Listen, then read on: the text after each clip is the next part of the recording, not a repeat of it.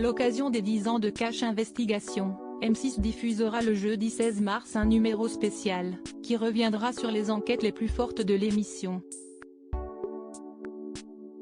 Dans les colonnes de Téléstar, la journaliste en a profité pour évoquer les conséquences de son travail parfois très critiqué.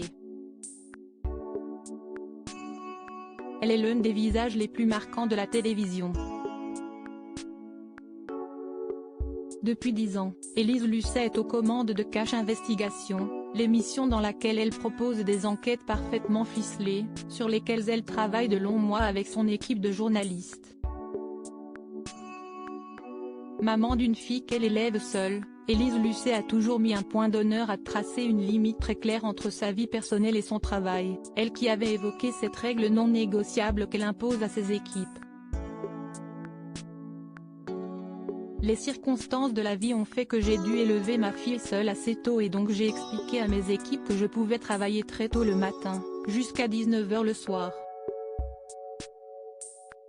Je leur ai dit qu'ils pouvaient me déranger après 19h mais si seulement cela était important et que cela ne pouvait pas attendre le lendemain, avait-elle expliqué dans les colonnes de Télé Loisirs. Le jeudi 16 mars, France 2 diffusera un numéro spécial de Cash Investigation, pour célébrer les 10 ans d'enquête du magazine qui a fait couler beaucoup d'encre dans différents milieux. Pour cet anniversaire, Élise Lucet a expliqué que les équipes de l'émission avaient fait appel aux téléspectateurs sur les réseaux sociaux, en leur demandant les enquêtes qui les avaient le plus marquées.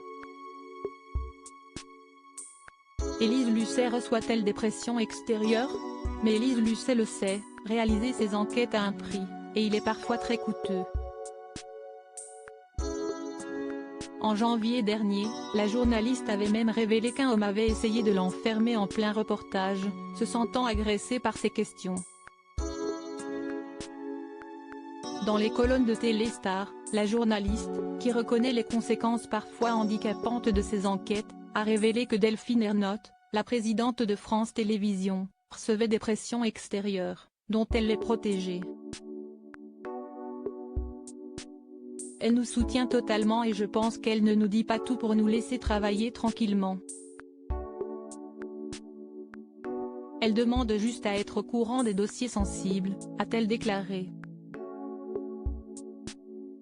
Puis de conclure, les gens n'osent plus m'appeler parce qu'ils sont persuadés que j'enregistre tout. Je ne dément rien d'ailleurs, j'entretiens le doute.